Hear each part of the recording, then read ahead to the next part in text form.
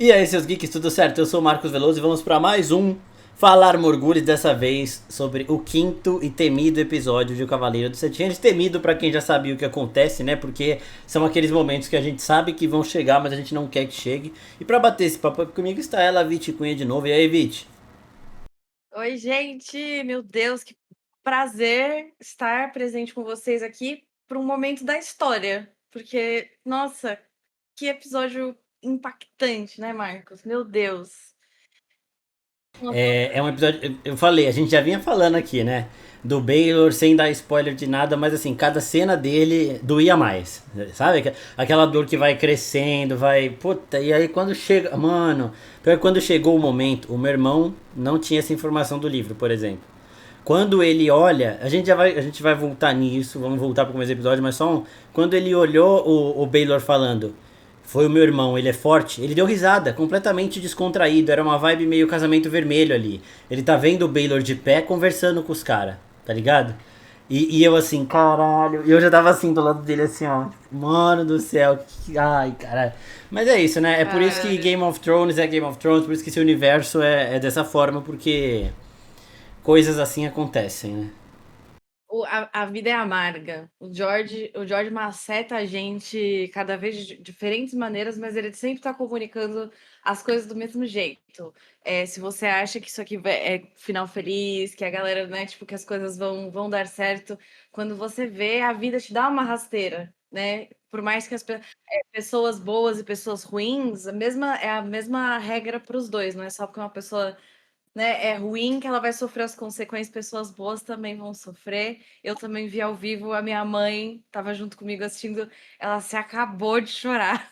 Eu estava apaixonada pelo Baylor, foi uma coisa horrorosa. Nossa, foi assim, foi de arrepiar, mas, cara, que peça de audiovisual. Nossa, eu fiquei muito impactada com esse episódio. Eu quase não consegui anotar coisas, porque eu só fiquei, tipo, eu vivi muito ele, sabe? Eu vivi o momento. Foi muito engraçado isso, porque eu tenho pouquíssimas anotações, porque eu falei, acho que eu vou ter que ir indo, o que o Marcos for falando, a gente vai conversando, porque eu só fui, foram muitos sentimentos, assim, foi muito bom. É difícil, tipo, a gente já sabendo o que acontece. E uma coisa que eu queria muito e que foi feita aqui era uma vibe de direção de Batalha dos Bastardos. Que te coloca ali dentro da batalha. Ali era uma guerra com exércitos, né? E aqui eram 7 contra 7. Mas no sentido de você estar dentro daquilo. É o Duncan, no começo ele toma uma lança aqui, ele cai, ele olha, não consegue enxergar direito, não consegue ouvir direito, toma outra na cara, cai de novo, você não sabe o que tá acontecendo, porque dá pra você se sentir meio, cara, entender o que acontece ali, né? Então, É claustrofóbico, né, dá uma sensação total de claustrofobia, que você começa a ficar desesperado. Eu que sabia o que estava acontecendo, sabia o que ia acontecer, eu comecei a ficar tipo: "Mano, levanta!". Eu me peguei falando: "Levanta aí", depois o Egg estava falando: "Levanta aí", o público estava falando: "Levanta", e todos fazíamos parte de um mesmo canto para levantar aquele homem. Foi ótimo. Nossa, meu Deus, que momento. Cara, eu me senti sem ar igual ele, todas as vezes que a visão borrava, que a audição dele ali, todos os sentidos do Dan estavam comprometidos e a gente estava ali junto com ele. Foi essa a direção, como você falou, me lembrou muito a Batalha dos Bastardos, aqueles momentos na lama, com o Jon Snow especificamente, quando ele cai. E, nossa, primoroso. As cores estão ótimas, apesar de a gente estar, né, num momento ali que tem muita neblina, então fica uma coisa bem mais branca. As cores ainda estão super, né, destacadas. Grande destaque para o bigode do Beesbury. Excelente, meu brother. Você nunca será esquecido. Eu gostei muito do seu bigode. Ficou muito bom. A arquibancada estava ótima também. Nossa, tudo ficou muito bom. E o som, a edição do som total desse episódio foi muito, muito, muito boa. exato.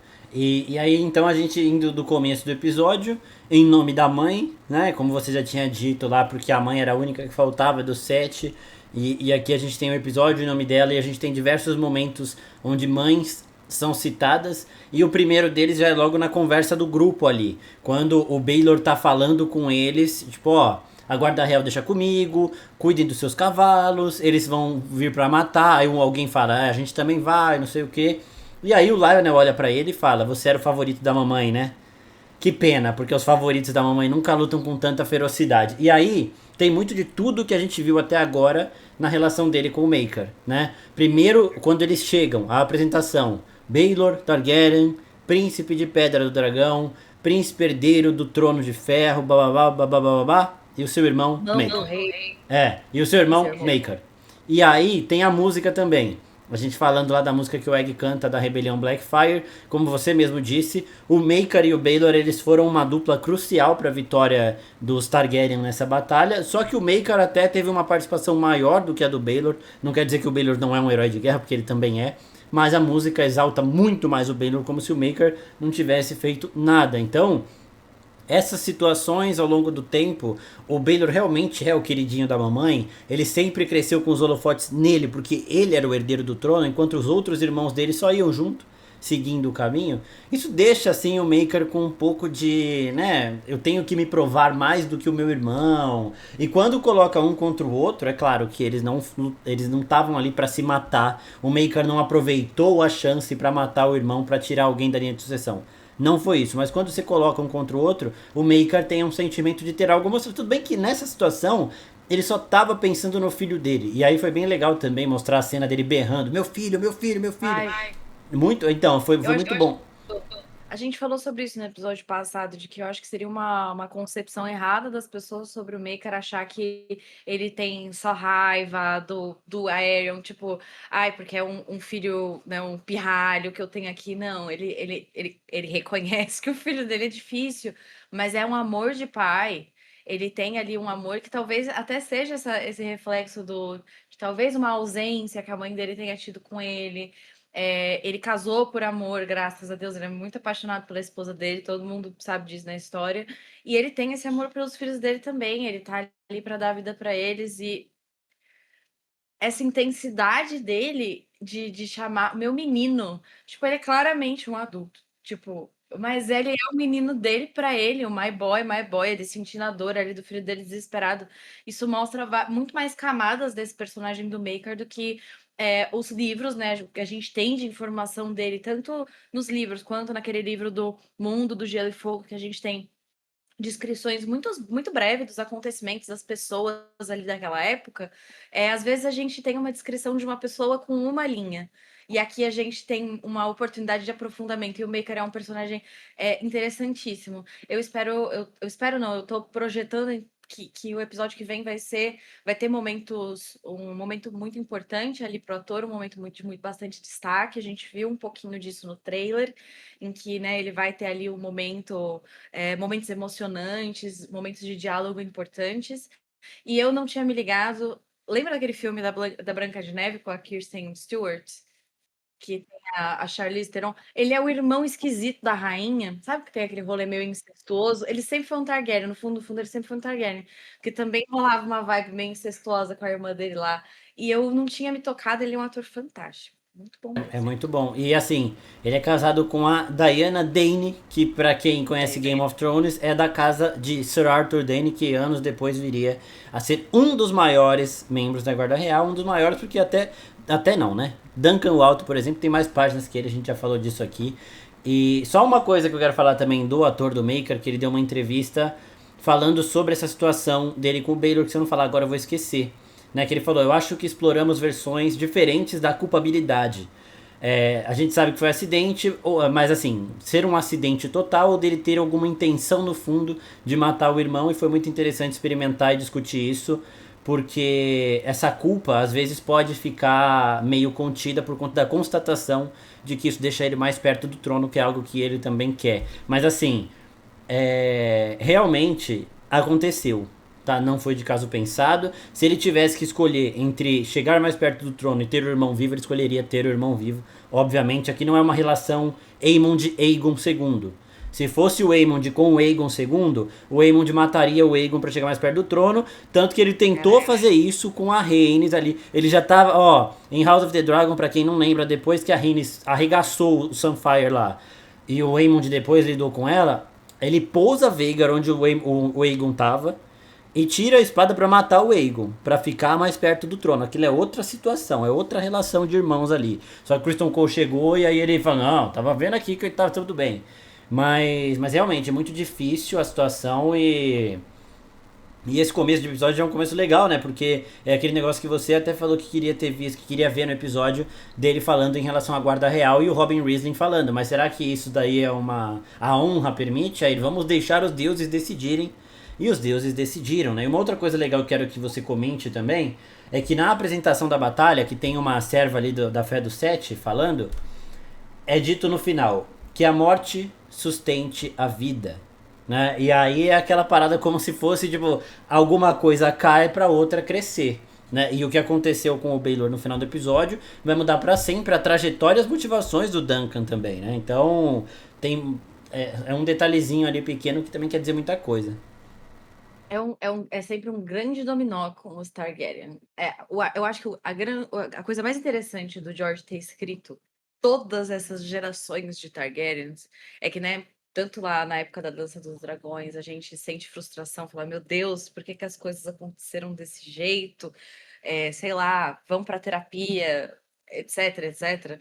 É, sempre tem essa, né, o agridoce das coisas que vão acontecendo, mas a temática geral dos Targaryen é que você sempre tem um preço a pagar. A gente aprende isso lá em Game of Thrones, quando a Daenerys perde o Drogo e que, né, ela se envolve ali com a magia da Mirri Maz Duur, que ela sacrifica, praticamente ele está sacrificando o filho para tentar trazer o Drogo de volta, mas né, a que preço? E depois ela faz o sacrifício de fato pelos dragões. E eu acho que tudo na história dos Targaryen, mesmo quando não intencionalmente, tem esses sacrifícios. Às vezes eles acontecem de maneiras mais óbvias e às vezes eles acontecem de maneiras mais, né, por acidente. Mas o fato do Baelor ter morrido pela mão de um Targaryen, na minha cabeça, não é uma coincidência, sabe? Vamos dizer assim. Eu acho que tudo na história tem um porquê.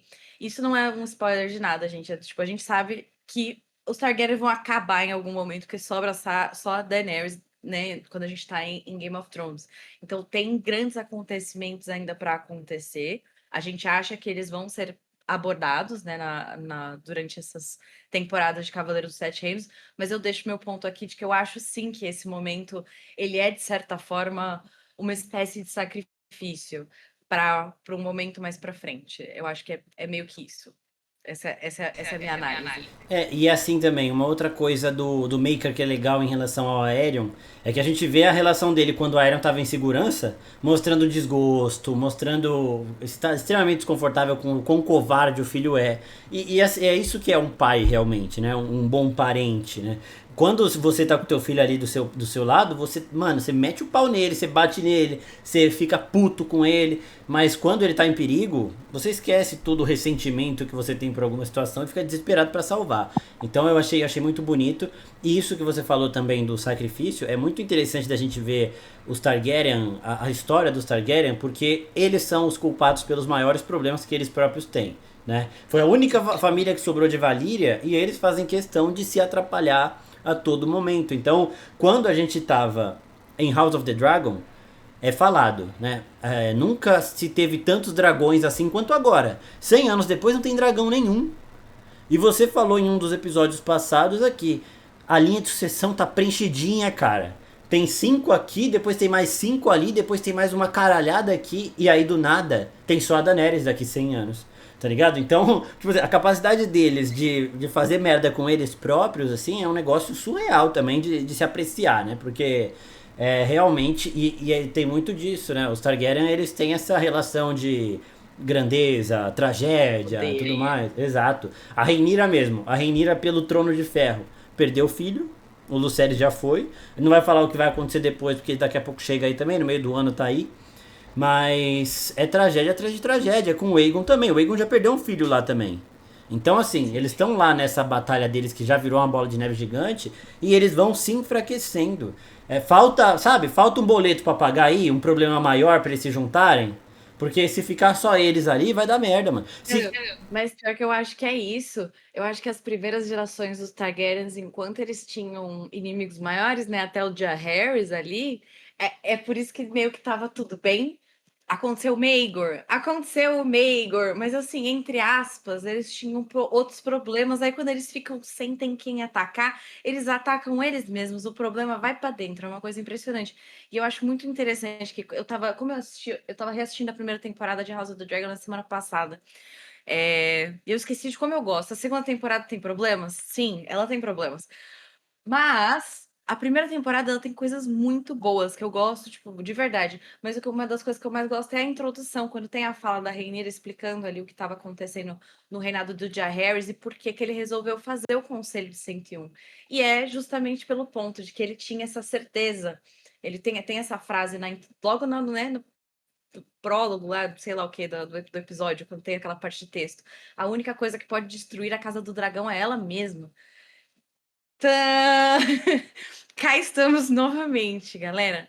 E aqui é o primeiro dominó. Isso eu não acho que é um spoiler nenhum falar sobre isso. É o primeiro dominó de uma crise dentro da família dos Targaryen. Exato, e assim também, se você for olhar até o que Game of Thrones fez com os Targaryen, Game of Thrones no final, quando acaba os livros ali, eles se perdem, mas isso se mantém. Porque a Daenerys e o Jon Snow estavam ótimos até ela descobrir que ele é um Targaryen, né? E É! aí a confusão começa de novo. Parente. Exato. Exato. Ela ficou feliz porque ela era a única Targaryen achou mais um? Não ficou, ficou puta, mano. Então, realmente, é o caos aí, né? E aí o episódio segue com os iniciantes da. Primeiro que assim, de novo, a armadura de Lionel Baratheon. Que coisa maravilhosa. Que coisa linda. É bizarro. E aí eles estão lá nessa preleção pra entrar na batalha. E o Duncan e o Fossey vomitam, né? E aí o outro lá Eu dá uma risada. O cara. gritei muito. O cara. É. O cara com a perna quebrada, molecada, caralho, não sei o que, vomita. Esse que riu morreu na primeira investida. Porra. Tadinho, ele já tava com a perna toda fodida. Ai, coitado. Os Humphreys, tadinho. Ele e o outro, Humphrey, eles foram pra cima da Guarda Real, junto com o Lionel. Então, assim, vamos montar ali as investidas iniciais. Foi o Aerion contra o Duncan. O Aerion contra o Duncan. Os Fossey se encararam, óbvio, provavelmente. Né? Os primos Fossey. O Maker e o Baylor. 3 e 3.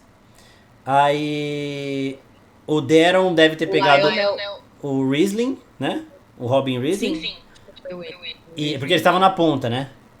Não, o Weasley tava do outro lado. Acho que o Weasley pegou um da Guarda Real. Puta, pior que eu deveria ter notado isso, porque eu vi teve um episódio especial, Mimi Carol, As Três Cabeças do Dragão, a análise com o Michel Arouca, a Carol Moreira e a Mikan. E eles falaram de quem ficou contra quem, mas eu não prestei atenção.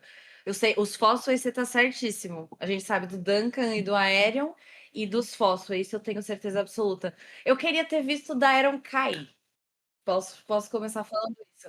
Eu queria ter tipo, feito, tipo, ele tava lá com a barriga, sabe, tipo, Porque aí, assim, ele combinou isso com o Duncan, né?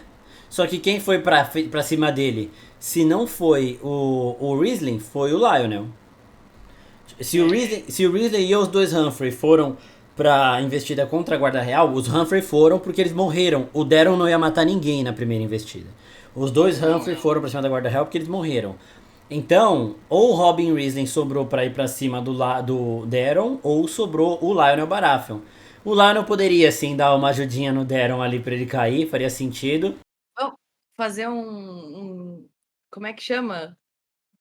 Uma coisa de fã na cabeça, isso, uma fanfic na minha cabeça.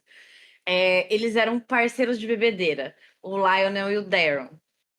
Eles se conheciam, aí, tipo, eles eram, tipo, very friends, assim, sabe? Eles dançavam juntos e eles ficavam conversando. E daí o Lionel eles já tinham se sacado, assim. Até ele pode ter até conversado com o Lionel, porque eles se conhecem há, tipo, muito tempo. E os dois têm face cards lindos e olhos lindos e cílios lindos, e daí eles são melhores amigos. Eles eram melhores amigos. É isso. Eu acho que é isso.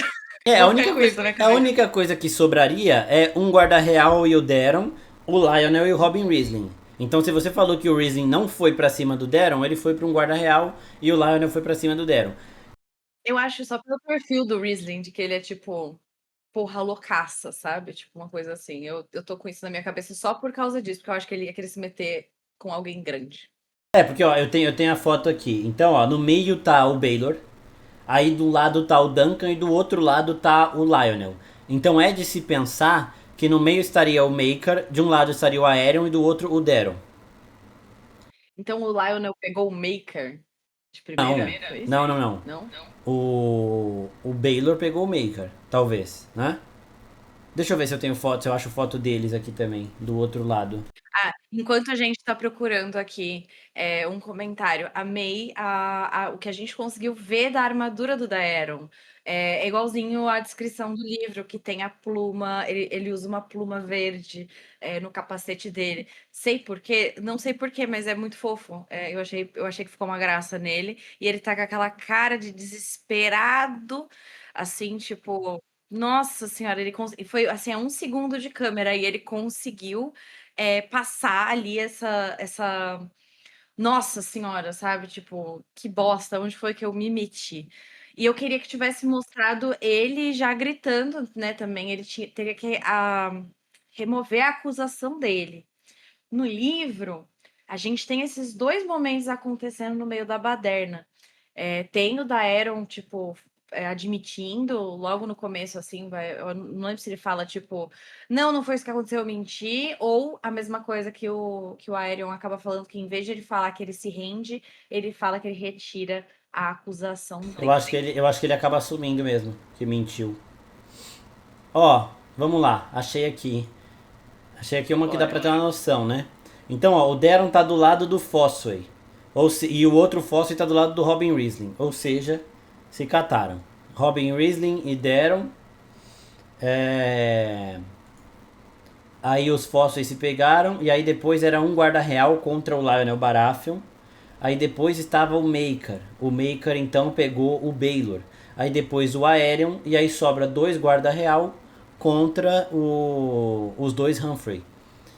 Então é isso, o Lionel Baratheon sobreviveu a um guarda, foi o único dos três que investiu contra a guarda real e sobreviveu. E faz sentido também porque o Lionel disse que ia entrar É, nessa para poder manchar um poder manto fazer, é branco, né? verdade. Então Tem toda a realmente, razão. agora, como o Robin Riesling Eu e o ainda Daron acho, se viu? entenderam, como o Robin Riesling, ah, é que assim também, né? O Egg foi atrás deles. Pro Egg falar, ó, oh, o meu irmão vai cair na primeira.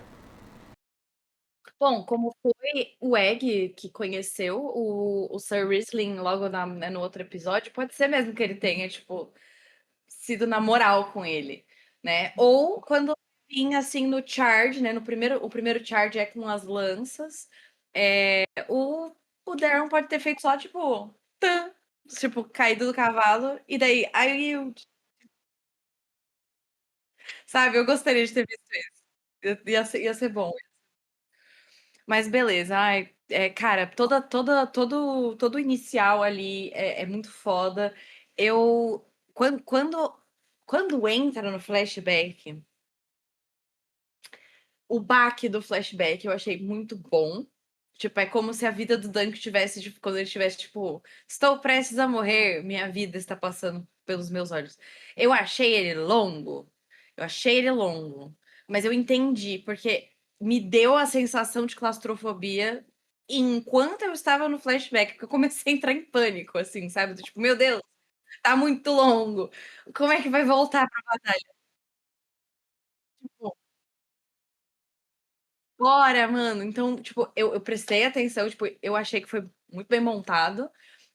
Eu acho que o que a gente, né, como você tinha falado do o filho negligenciado, né, até essa temática do filho negligenciado, a gente tem o Maker, mas a gente também tem o Dunk, gente, né, ele traz a temática da mãe dele, como a gente falou que ia acontecer. A gente não vê a mãe dele, mas ele conta pra amiga dele, pra Rafe. Então, no livro, gente, aliás, não é nem nesse livro do Cavaleiro dos Sete Reinos, né, do Cavaleiro Andante, o primeiro livro, a gente tem mais informações, acho que é no terceiro, quando ele pensa sobre esse flashback de quando ele morava na Baixada das Pulgas, e ele tinha esses três amigos. A gente vê um deles, e os outros dois são citados, que é a Rafe, que a gente vê. No livro não tem o sexo explicitado, a série fez a escolha de ser uma menina. a única informação que a gente tinha no livro era que o Rafe corria mais do que todas as meninas de King's Landing. O que você pode dizer que é um comparativo dentro de seu próprio gênero, ou só no caso de porque eles aterrorizavam meninas em King's Landing com as zoeiras que eles faziam. Então, que elas não conseguiam escapar. E eles fizeram essa escolha de trazer essa menina para ser o Rafe, e ele fala, né, durante esse episódio sobre essa temática de achar que talvez a mãe dele possa voltar, esse medo que ele tem de ir embora e tentar achar uma vida melhor, tentar, né, ir para cidades livres, mas que ele tem isso dentro dele ainda, essa esperança de não ter sido abandonado, mas que ele nem sabe se a mãe dele morreu. E daí, se ela não morreu, ela, né, a Rafe fala, tipo, ela não ia voltar para te buscar. Tipo, a nossa vida não é assim, não é assim a nossa realidade de você buscar esse amor maternal. Então a gente fecha a simbologia do sete que a gente estava trazendo nesses episódios. Inclusive, essa simbologia eu achei que conecta muito. Tem uma ilustração muito famosa dos sete deuses que eles usam, que eles estão em círculo, assim, na parte de cima. E aí as maiores figuras é o pai e o estranho, eu acho que é isso, e eles estão em círculo. Então, o primeiro shot que a gente tem na série, que é o time do Dunk por cima, também dá um pouco essa lembrada dessa figura de montagem do set.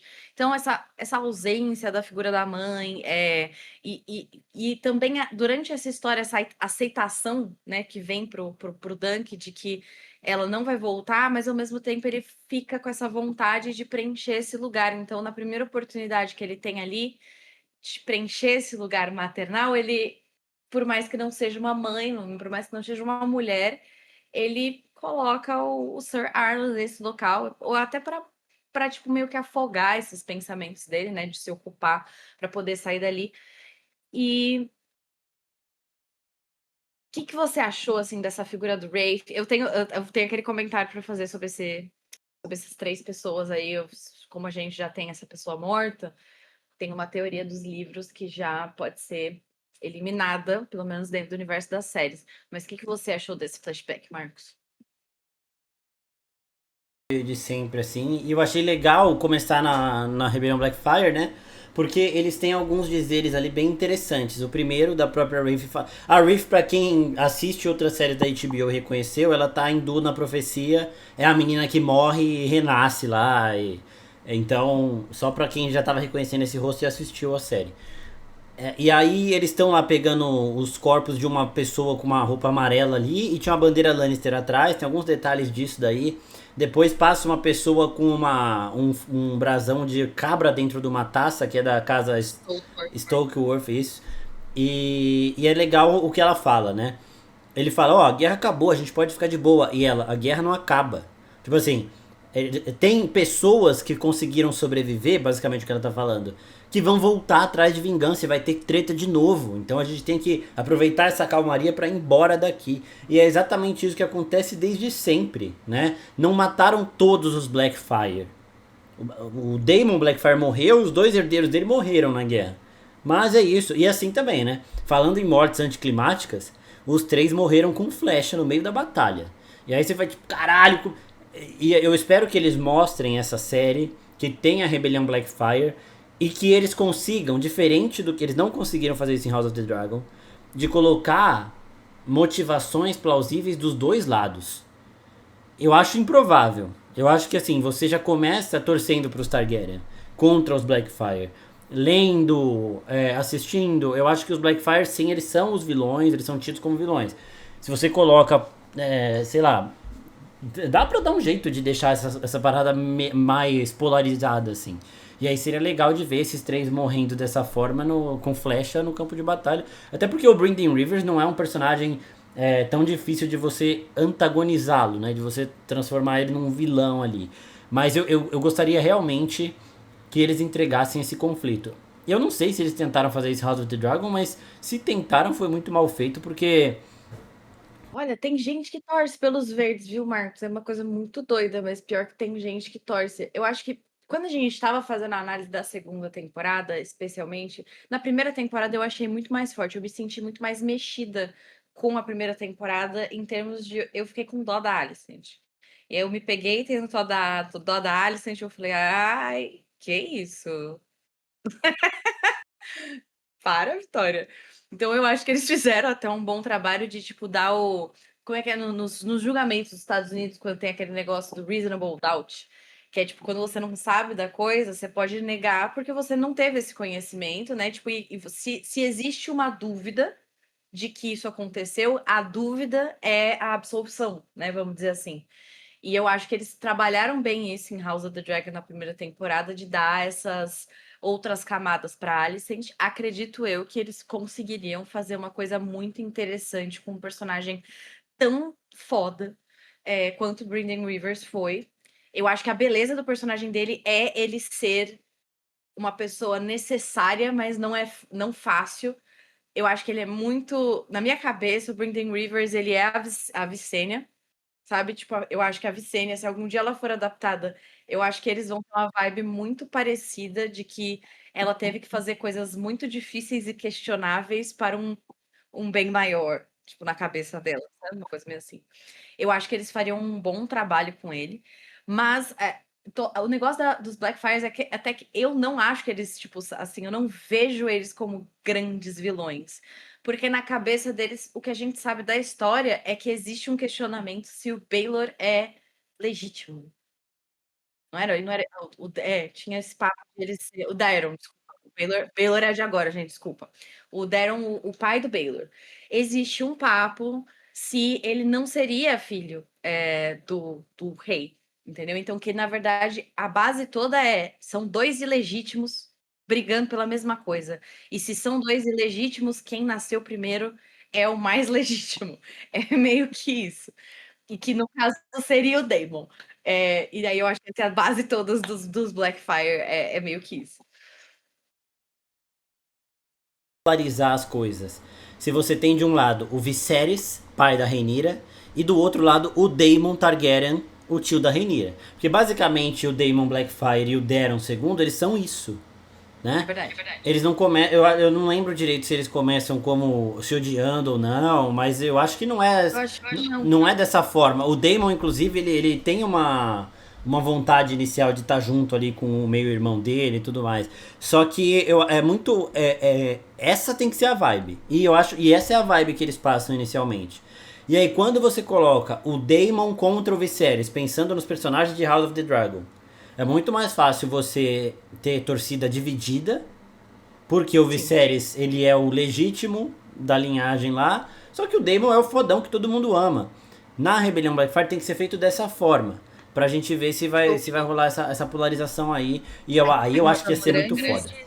Ia ser muito foda. Uma das grandes adaptações para esse conflito é a escolha do Aegor Rivers, que dizem na história que foi ele que fez a cabeça, tipo, que convenceu o Daemon a, de fato, entrar na rebelião. Fala, não, você tem direito sim. Vamos lá brigar, vai dar tudo certo. Eu gostaria muito de ver essa figura. Eu acho a figura do Aegor muito mais vilanizada, só que o negócio é que ele fica atrás, entendeu? Então eu acho ele muito interessante como personagem. Mas estamos nos perdendo. Aí estamos indo para outros cantos. Mas isso dá um. Mas a gente já teve episódio de podcast sobre isso. Se a gente ficar aqui, a gente vai ficar falando de Rebelião Blackfire até com o de bico. Mas uma coisa que eu tenho um ponto para deixar aqui sobre esse local de batalha em que eles estão. O homem que eles vêm morrendo, ele é um Hightower.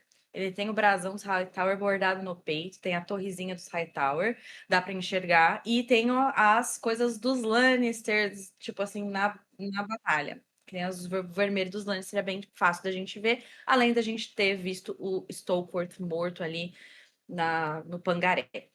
Então, essa não é a batalha do Capim Vermelho. Tipo, essa não é a batalha final da rebelião Blackfire, porque ela aconteceu num local muito mais afastado de King's Landing. Não seria possível para eles saírem de King's Landing, tipo, Baixada das Pulgas, vou catar uns negócios, vou tirar umas ferraduras ali para vender e voltar a pé para King's Landing. É uma distância um pouco maior. Então, não é esse o capim que ficou vermelho na batalha. Esse não foi o local da última batalha. A gente não sabe se esse seria talvez uma batalha menor pós-encerramento, sabe? Ainda tinha alguns conflitos, lá, porque até pela fala do ferreiro que atende eles, já é uma coisa meio estabelecida, sabe? Do tipo, o couro Blackfire não vale mais aqui. Achei super interessante eles adicionarem isso do couro Blackfire. Falei, como assim o couro Blackfire? Que foda.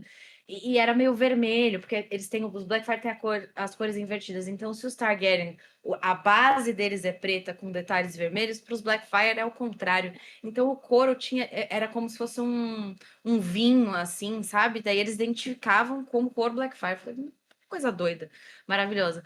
E eles estavam ali já usando as máscaras, então aqueles corpos já estão ali maturando no sol tem dias. Então, aquele brother ali, eu achei que o fator. Não sei se você sentiu isso, Marcos. Eu achei que o fator susto do episódio ia ser que eles iam puxar o homem e só ia vir a parte de cima do corpo dele debaixo do cavalo. Eu achei que fosse acontecer isso, eu tava preparada para esse tipo de gore acontecer, mas não aconteceu. Tudo bem. E a gente tem esse momento. Tivemos o suficiente de gore, né, gente? Pelo amor de Deus. Mas é muito bonito esse momento, então, do Dunk, porque ele não tá ali, gente, matando, tentando, né, matar a pessoa para ele poder roubar. Ele tá ali num ato de misericórdia, porque o cara tá amassado embaixo de um cavalo. A gente viu pelo Sir Harding ali, o que acontece quando um cavalo cai em cima de você. Assim, você perde coisas ali para baixo. Então, provavelmente aquele cara tava agonizando, tipo, pelo menos uns 2 dias. Então, ele tentar ali matar o cara é mais ali a gente vê a bondade dentro do Dunk e numa dificuldade, ele tá ali, ele se sente super incomodado. Aí chega a Rafe, tipo, para, pô, a gente pode vender ele. Ela é, tipo, muito mais prática, ela, né, parece que ela que ensinou ele a essa vida, talvez ela já estivesse quando ela achou ele, sabe, ela já manjava de algumas coisas, então ela fica nessa figura exato, ela tem, né, isso é o fim dela se dá por causa disso, mas ela já tem muito mais conhecimento da cidade e tudo mais. E aí a gente vê esse papo deles, que eles mencionam esses outros amigos que ela fala quando eles estão na estrada. Ela fala, e o Ferret e o Pudding, né? Ela fala desses dois amigos que são amigos do Dunk também. Na história, né, no livro, ele fala desses 3 amigos como um grupo que ele andava, que era o Rafe, Pudding e o Ferret. E que eles aprontavam todas em King's Landing. E eles se divertiam e eles eram terríveis. E aí, com essa morte da Rafe nesse episódio, existe uma teoria nos livros de. Eu não vou falar com qual princesa e com qual herdeiro em qual momento, né, isso se relacionava, mas que existiram essas 3 figuras que a história ficou conhecendo como o rato, o porco e eu acho que o gavião, o corvo, the hawk, como é que é? Não é gavião, águia. Águia. Esse negócio aí. E que ninguém sabia quem eles eram, que eles foram responsáveis basicamente por um ataque terrorista a uma princesa em algum momento da história, e que isso levou ela a se matar. E que também eles aparecem num segundo momento, lá para frente, também liderando uma rebelião que acaba custando a vida, de um príncipe. Então a gente tem eles envolvidos nesses 2 momentos de história. E uma das teorias online é de que esses 3 seriam o Rafe, o Ferret e o Pudding. E que faria parte do desenvolvimento do Dunk, talvez em outras histórias, encontrar eles no futuro, né? Ou eles mais velhos, ver o que eles se tornaram e ter que enfrentar as origens dele, do que ele já fez na Baixada das Pulgas, porque eles não eram anjos, eles eram crianças morrendo de fome. Então, assim, eles faziam coisas questionáveis. Então, ele teria esse momento. Exatamente. É total a temática do Dunk é toda essa de brigar com o que tem dentro dele, o que ele realmente é, o que ele poderia ter sido, o que ele pode sempre estar à beira de ser, né? Porque o caráter e a honra são coisas muito dificilmente construídas dentro de uma pessoa e muito facilmente destruídas. Então, sabe, qualquer coisa pode jogar uma pessoa de um lado para um outro. A gente vê isso com a Daenerys, né, supostamente, na última temporada ali, a gente vê ela cair de um lado para o outro muito facilmente porque ela foi quebrada, né? Tipo, a desculpa que eles dão é essa, de que tudo que ela construiu durante todos esses, sei lá, 15 anos, aí ela perdeu uma amiga e essa foi a gota d'água para ela e aí ela queimou todo mundo. Meio que é essa vibe. Então esse seria um momento interessante, mas com a morte da Rafe muito explícita, né? A morte dela, não tem como a gente falar, não, ela sobreviveu, ela realmente morreu. Então a gente pode tirar isso do nosso livrinho de teorias de que talvez a gente saiba quem são essas 3 pessoas um dia nas nossas vidas, mas não vão ser esses amigos do Dunk. Beleza. Tá? Seria interessante. E assim, eu gostaria muito que alguns desses contos que o Martin entregou pra galera de Cavaleiro dos Sete Reinos não saiam em livro antes. Pra gente poder especular mais aqui, né? Porque assim, em House of the Dragon até tem uns pontos de especulação. As outras coisas também tem. Aqui também tem e vai ter mais pra frente.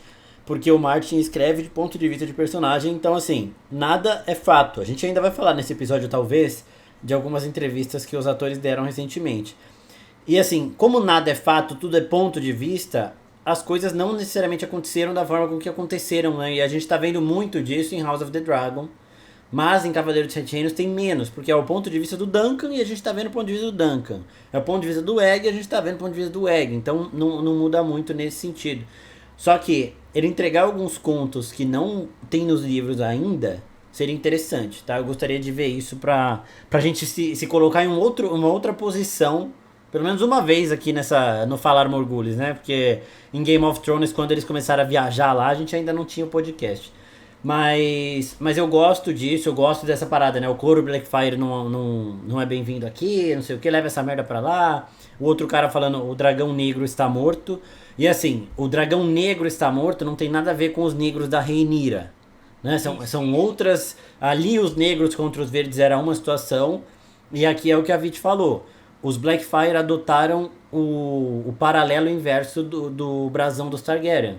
Se o dragão Targaryen é vermelho e o fundo é preto, o deles o fundo é vermelho e o dragão é preto, né? Então é só por conta disso que ele é chamado de dragão negro, porque o fundo dele era vermelho e o dragão do brasão Blackfire, que é uma família que foi criada pelo Daemon Blackfire nessa época, é preto. Não é uma família que existe, que veio de Valíria, nada do tipo. É uma família que foi criada por um bastardo Targaryen que quis ali dar uma se legitimar, de Quando, fato, né? e quando é uma temática legal também, porque aconteceu isso por quê? Porque ele foi um ungido cavaleiro, né?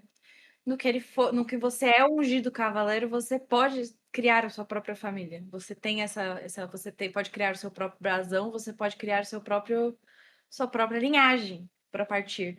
Que a gente não viu isso acontecer aqui. Eu não acho que também isso é spoiler, a gente até falou isso no outro episódio, mas o fato do Raymond Fossoway ter sido ungido cavaleiro, a partir desse momento a gente tem, né, os dois lados da família Fossoway. Ele não deixa de ser um Fossoway, mas ele cria o próprio brasão. Então, a partir dali, a linhagem dele não é dos Fossoway da maçã vermelha, vai ser dos Fossoway da maçã verde. Então, é mais ou menos a mesma coisa que aconteceu com o Daemon e por isso ele criou a família, né? O clã dos Blackfire. E o último ponto, até antes que eu esqueça de falar do homem lá morrendo, que é a temática do episódio, ele estava chamando pela mãe dele, né? Ali nos momentos de morte dele, ele tal. Então, que também é essa temática do quando você está próximo da morte. De você, assim, é, tipo, o que que ela vai fazer agora? Porque ela tá tão acostumada a estar sozinha, mas para quem tem a figura da mãe na mente, eu acho que, né, esse é o caso do Dunk, existe essa aclamação ali no final de pedir pela misericórdia. Não só por isso, né, mas assim, faz muito sentido quando o Martin cria essa religião do sete e coloca a misericórdia, o perdão, etc., na mão da mãe, né? O Mother's Mercy, a misericórdia da mãe, o perdão da mãe. Porque no final, no fim, é isso que os homens chamam, né? Mesmo os grandes guerreiros, eles clamam pelas mães ali no final. Por exemplo, a gente vê esse mocinho aí que tá perdendo No mundo real também, Nossa Senhora é essa imagem, né? Então exatamente. é a imagem da acolhida e tudo mais. Então realmente Tem esse paralelo. E aí nós temos, eu quero saber de você, o que você achou de um bêbado velho, Sir Arlan, dando conta de dois mantos dourados, né? Pra quem não lembra, os mantos dourados, que é aquela guardinha lá da Baixada das Pulgas, são os guardas de trânsito aí. A gente vê em House of the Dragon o Daemon comandando um grupo desses. E quando o Daemon assume esse Super. comando, ele consegue diminuir a taxa de criminalidade porque ele era meio bruto, né? Roubou, vai perder a mão. Estuprou, vai tananã e tudo mais. Então, são esses mesmos caras. Eles não são guarda real, eles não são tão bons assim, nem perto, né? Eles são a guardinha ali que é capaz de lutar e vai ficar cuidando ali da cidade. Mas mesmo assim eles têm o seu valor de combate e o Sir Arlan não tomou conhecimento do primeiro. E o segundo, ele tava bêbado, tava, sei lá, completamente, não tava nem sabendo onde ele tava. Lidou com os dois, então a gente pôde ver o velhinho em combate aqui também, né? O que você achou disso? Ele tinha acabado de perder o sobrinho, tinha, né? Ele Eu tava acho, afogando as mágoas, né? eu acho super. Eu acho que a gente viu ao vivo o Sir Arlan lidando com todas as fases do luto dele. Eu acho que foi isso. Ele tava ali, tipo, na merda. Eu não acho que ele não bebia antes. Eu acho que todas as pessoas de Westeros que podem beber estão ali bebendo, porque é uma vida difícil, né, de se viver. Mas eu acho, sim, até porque quando a gente vê ali o acampamento dele, a gente vê que tem, né, a cova com a florzinha em cima e com o capacetinho. E o Duncan, ele dá uma cheirada, assim, no capacete, ele faz meio assim, então eu acho que talvez o Sir Aaron tenha acabado de chegar em Porto Real com o corpo, sabe? Uma coisa assim, tipo, acabou de ter a batalha lá. Agora eu até não tô querendo lembrar de onde foi Redgravefield de fato, mas que ele trouxe o corpo para ele poder sepultar, porque eles eram, sabe? Tipo, talvez o menino fosse de lá, porque a gente não sabe, tipo, se ele nasceu em Pennytree, enfim, ou se era o caminho, o lugar que era para ser, ou se isso é uma coisa que as pessoas ali do reino fazem, né? Quando talvez limpa a batalha e daí, tipo, eles trazem os corpos para o mesmo local. E daí as pessoas mesmo meio que tem que ir atrás, sabe, de ver se acha o corpo. Talvez tenha umas coisas assim, a gente já viu isso acontecer em alguns filmes medievais, sabe, do tipo de juntar todo mundo e daí meio que alinhar os corpos assim para que possam talvez ser identificados e daí o resto vai para cova rasas e tipo com ninguém. Então pode ter sido esse o caso. Então, sim, Sir Arlan estava ali na maior fossa da vida dele, né? Tipo, que ele acabou de perder uma pessoa supostamente querida para ele, e ele atende ao chamado da mãe, que é a proteção dos inocentes. O que sobra nele é os instintos de cavaleiro, e ele, né, porque ele grita ali, tipo, não chegue perto dessa criança! E ele, tipo, ele nem questionou, foda-se, é manto dourado. Eu fiquei, né, com isso na cabeça, tipo, meu anjo, são mantos dourados, você podia, tipo, se fuder por causa disso, né? Mas ele não tá nem aí. Ele não tá nem aí. Porque ele tá muito doido. Sim. Mas ele tem. Eu acho que é isso que faz o. Acho que essa imagem. Esse é o pulo de. É o pouso de super-herói do Sir Arlan. E a gente vê ali o Sir Arlan com o juramento da mãe. Beleza, ele tava muito doido. Não viu ali. Pode ser ter identificado os caras da cidade, mas também a gente vê que o padrão, como o Marco tava falando, não é mais o mesmo do que o Daemon criou lá atrás. Eles não são respeitados pelo povo. A própria Rafe ali individualmente já meio que mostra como é essa relação, de que eles são vistos como, pelo menos uma parte deles ali, são vistos como pessoas filhas da puta, que ficam roubando a população, ficam ameaçando criança na rua para pegar dinheiro deles e iam estuprar a menina, né? Tipo assim, para mim ficou muito claro que eles iam estuprar, né?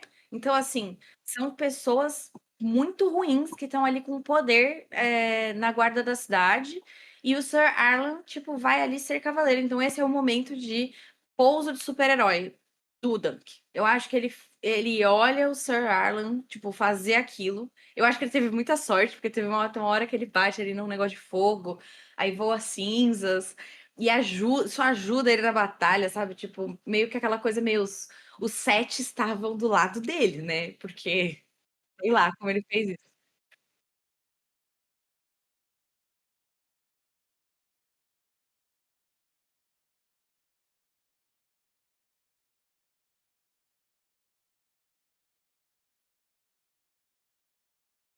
Não pega nenhuma, exatamente. Exatamente. fato.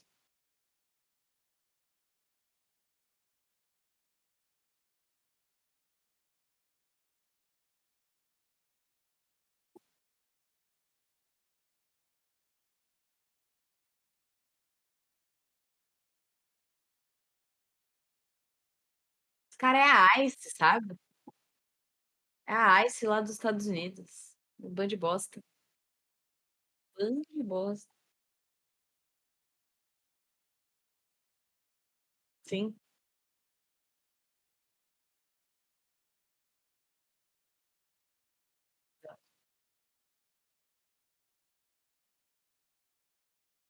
Ninguém vai saber nem o nome dela.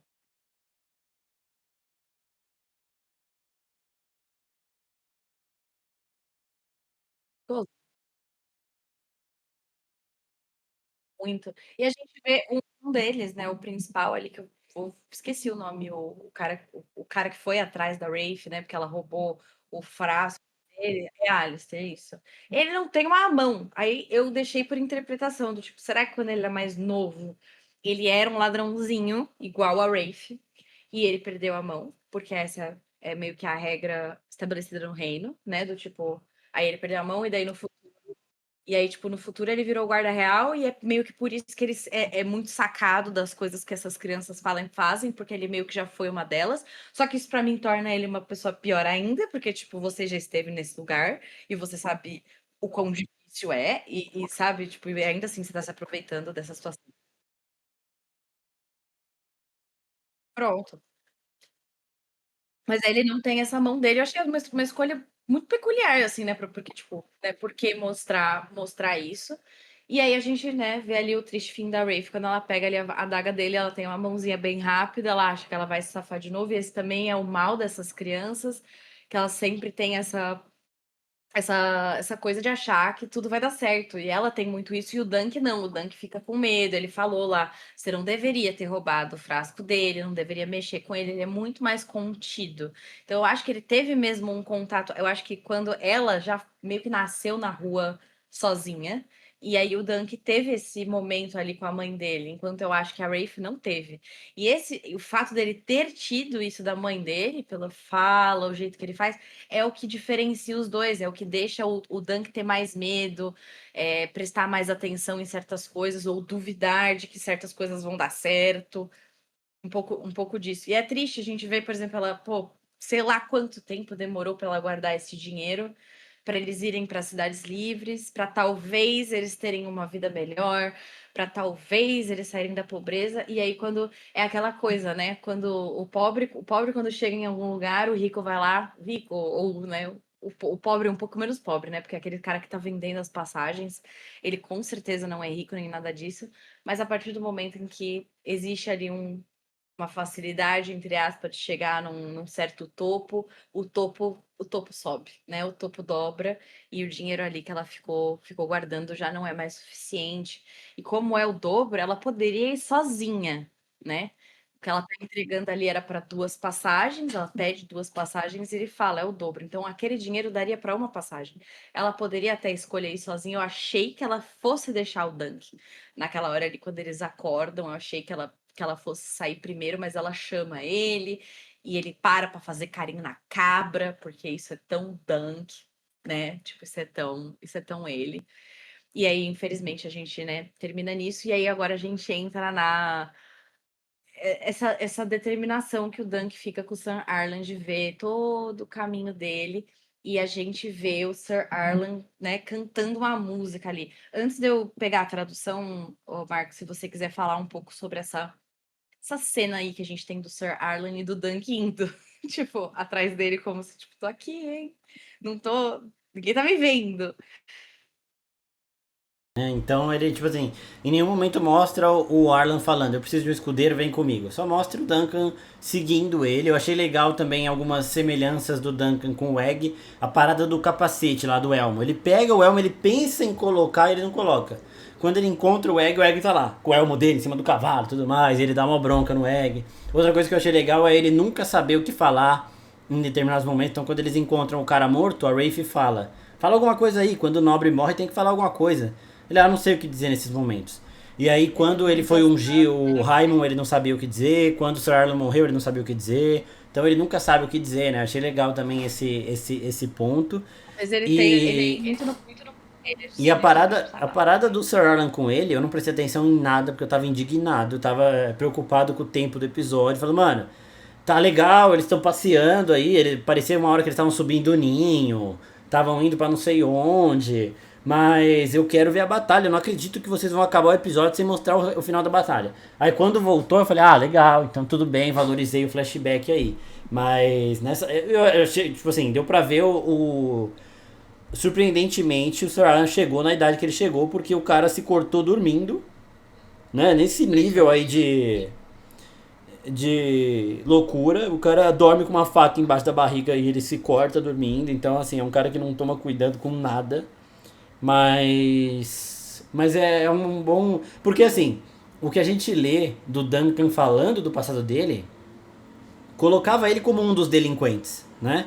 E agora a gente vendo como era, a gente tira ele pode se colocar como um dos delinquentes porque ele estava junto. Ele fazia as coisas também. Ele também saiu na porrada com os caras os mantos dourados e tudo mais. Mas ele sempre foi diferente. Era de se imaginar.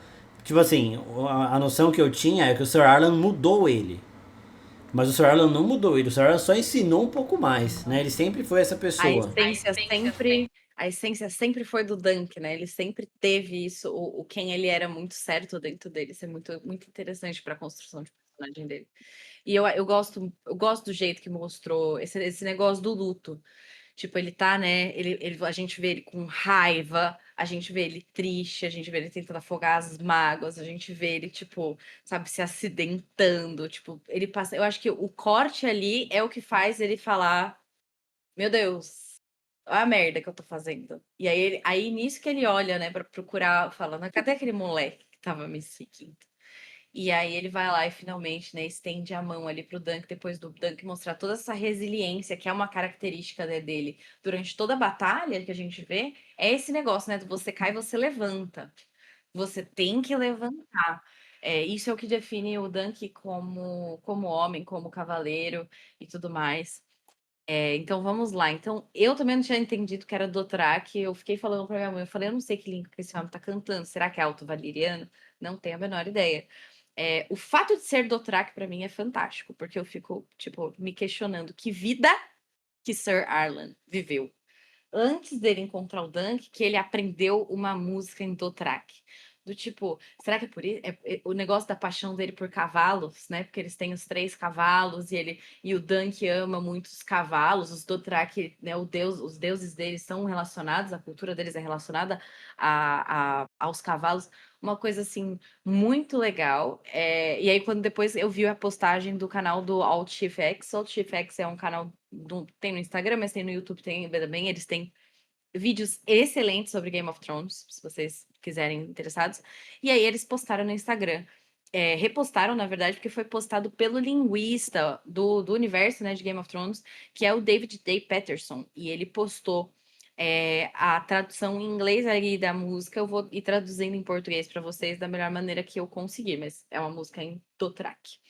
Então, as cordas da morte se enlaçam ao meu redor.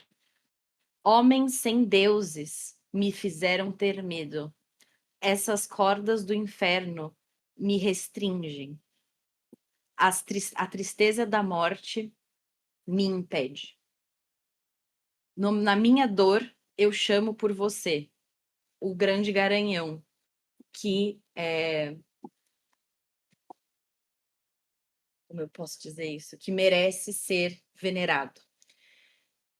So shall we say from instrumento. Eu, portanto, poderei ser salvo do meu grande e poderoso inimigo.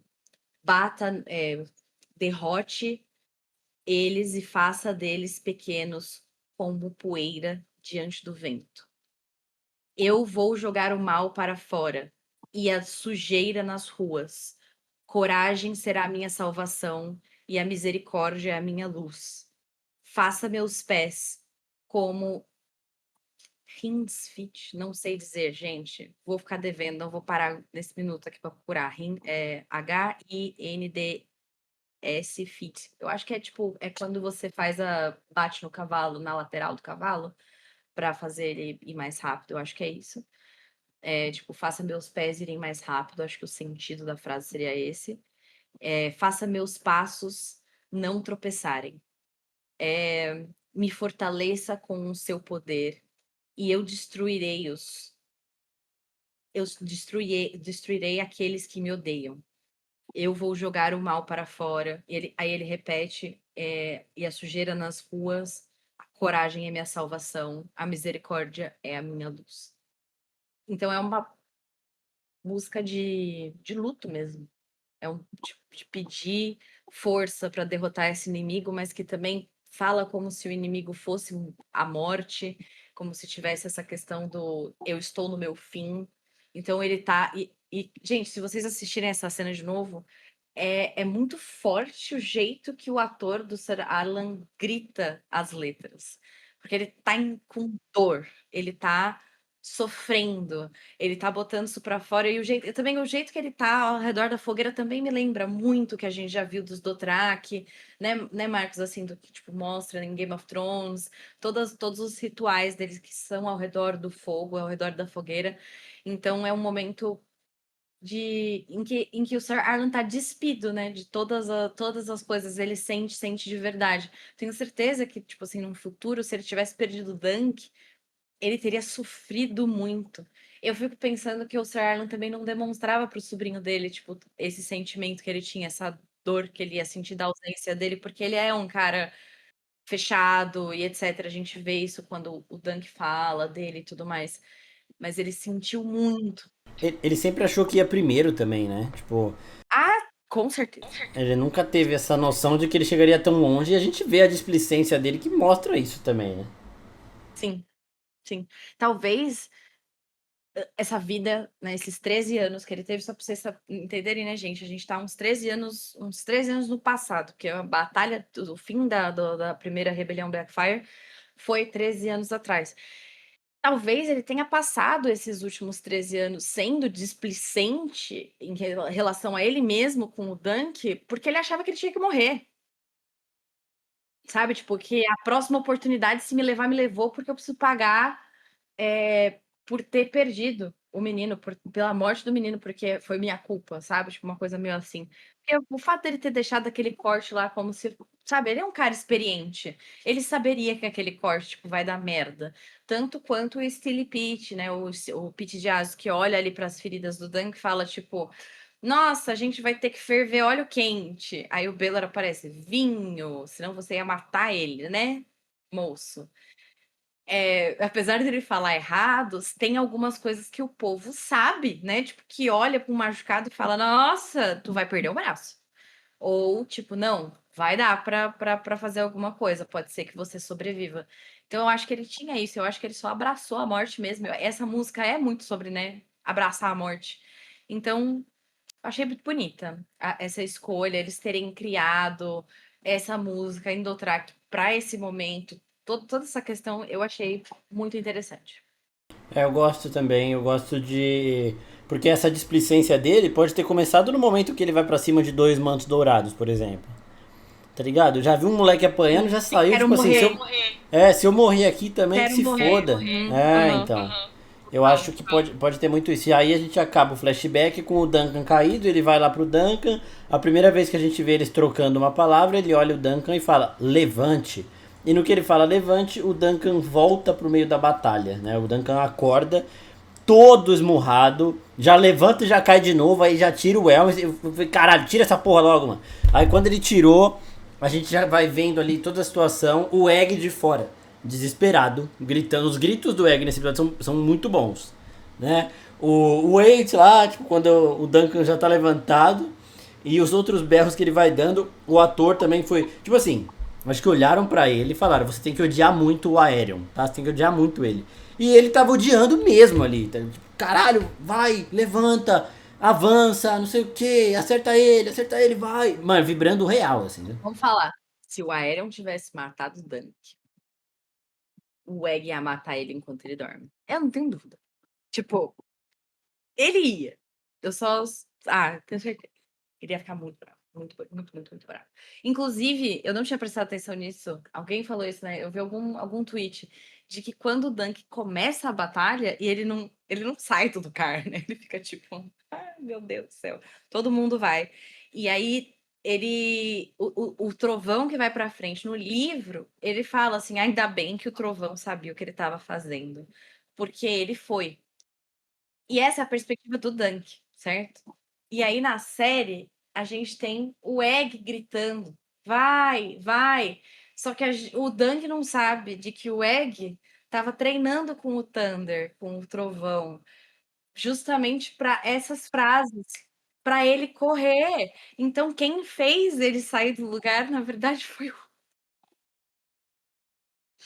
quem fez, na verdade, ele sair do lugar foi o Egg, por causa do treinamento que ele estava fazendo. Entendeu? E daí eu fiquei, tipo, mal.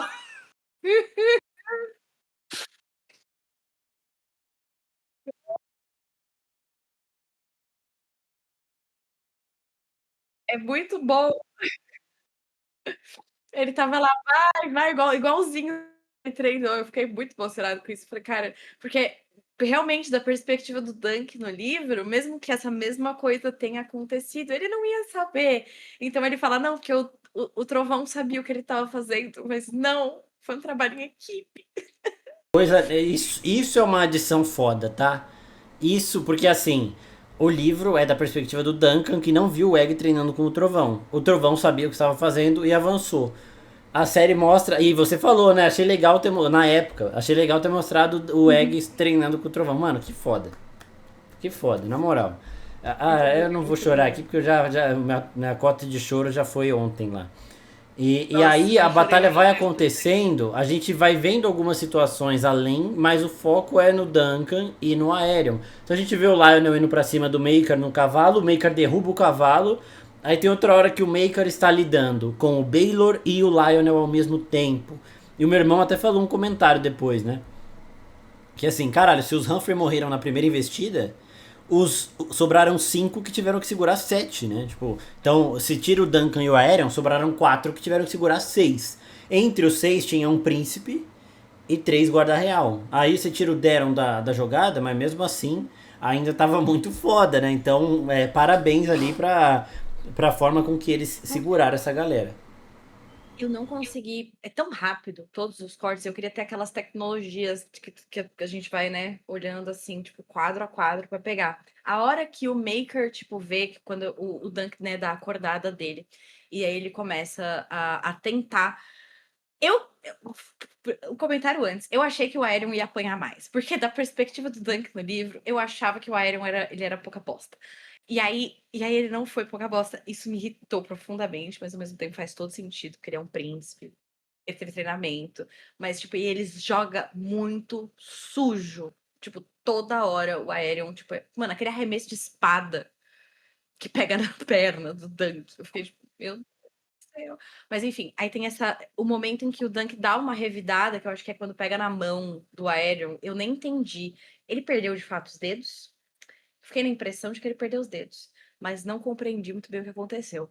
Tem uma hora que mostra assim a mão dele, só que eu não sei se era a armadura, etc. Aí o Maker vem, né? Aquele momento do o meu menino, meu menino.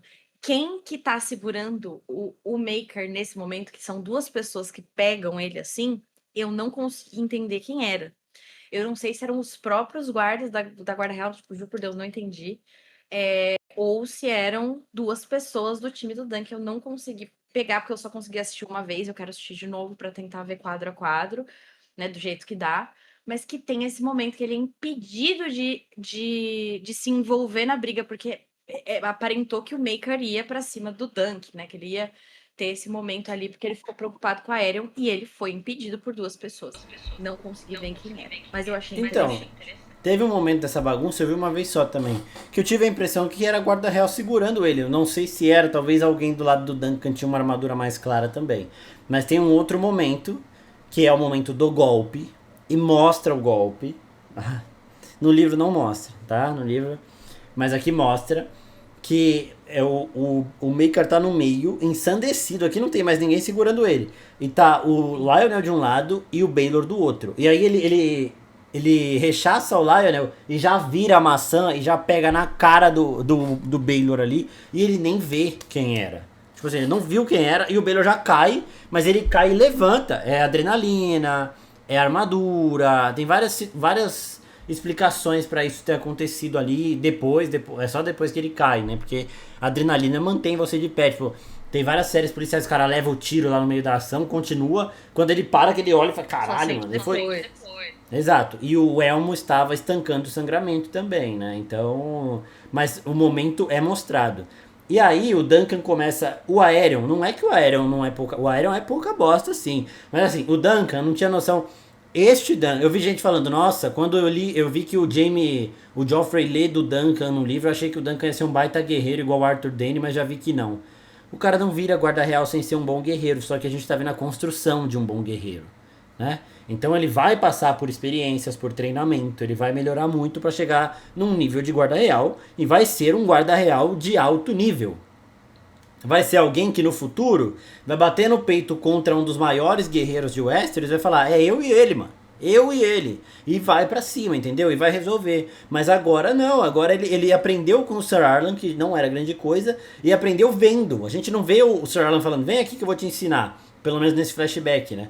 A gente vê o Sir Arlan lá batendo e ele olhando de longe pra aprender. Então, o que ele sabe é a vida de rua, a briga de rua. E quando ele pega o Aerion pra briga de rua, rolar na lama e tudo mais, aí a parada muda um pouco de figura. Mas o Aerion ter dificuldades sendo um príncipe com uma pessoa que não tem experiência nenhuma e depois ter medo de ir pra cima do Duncan, com o Duncan mal conseguindo ficar em pé, mostra que ele não é grande. Eu acho que se pegasse o Daron contra o Aerion ia perder.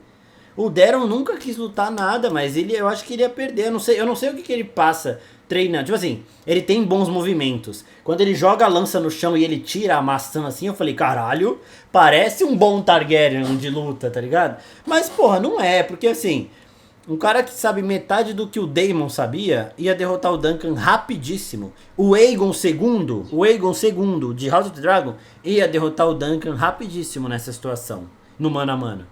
O Aerion, pô, o Aerion é um lixo, velho, com todo respeito aí, nenhum respeito, que eu não tenho respeito pra esse cara. Não, nenhum respeito. É o que você falou. No livro tem muito esse parágrafo e a gente vê quando desce isso no Duncan, que é quando ele volta, né? Quando ele acorda, que o Aerion ele tava ganhando do Sir Duncan o Alto, porque o Sir Duncan o Alto também não se conhecia, ele tá se descobrindo ainda. Mas o Dunk da Baixada das Pulgas, meu amigo, o Dunk da Baixada das Pulgas, aí ele deu acordada ali. E aí, nossa, quando ele começa. Nossa, peraí. Teste. Tá me ouvindo? Eu puxei o fio sem querer. O Dunk, quando ele pega ali, ele começa. Não é que ele, tipo, perde a honra nem nada. Ele tá lutando com o que ele tem. Ele vai no mano a mano, ele arranca o escudo do cara. E ele vai. Nossa, cada uma que o Dunk levava, eu ficava assim, tipo, ai.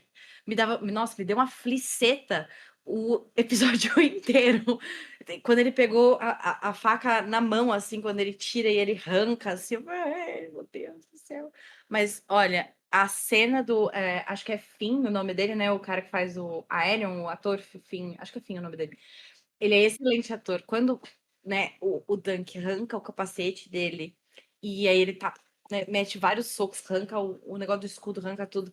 E aí os dentes do Aerion, eu acho que eles colocaram uma dentadura ali no fim, porque os dentes dele são meio pontudos, é meio esquisito.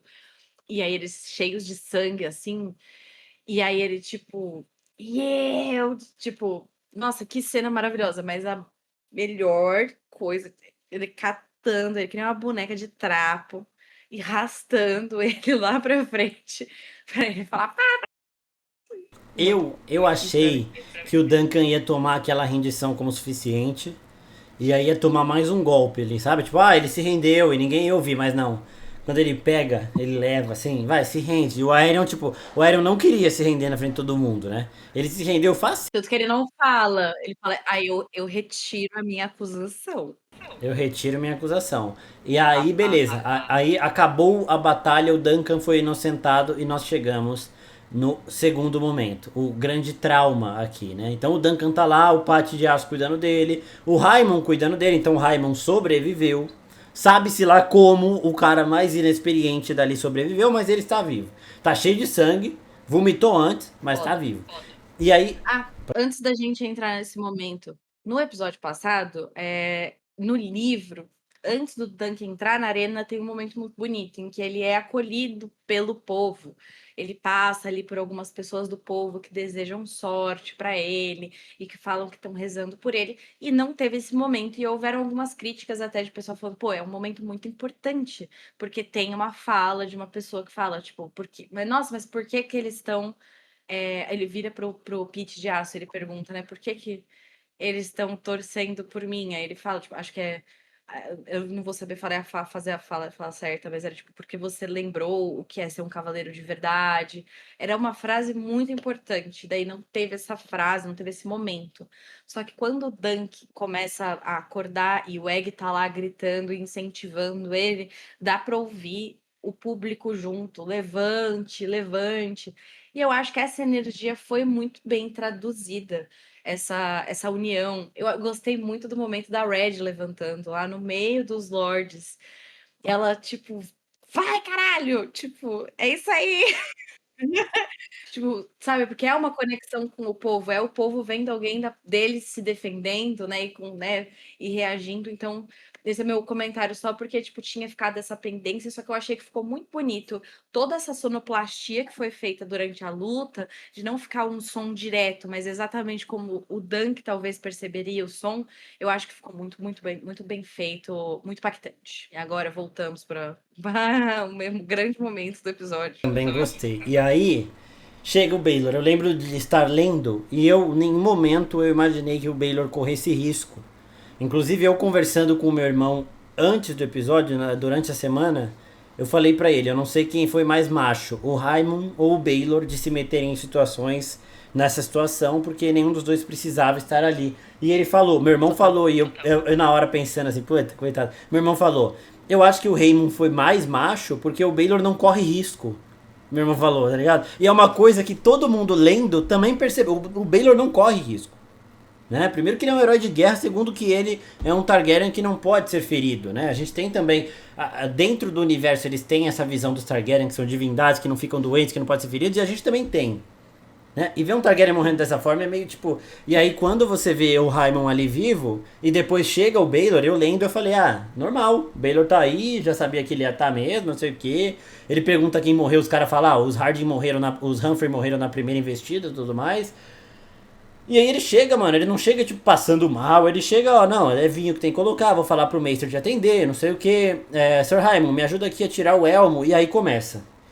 Meus dedos estão parecendo madeira, aí o Raimon tá tirando, aí ele fala, ó, Pete, me ajuda aqui que o elmo entrou um pouco, aí foi a arma do meu irmão, ele é muito forte, ele ainda dá uma brincada. E o Duncan age como qualquer ser humano agiria perante aquele pedaço de Targaryen que deveria ser o rei.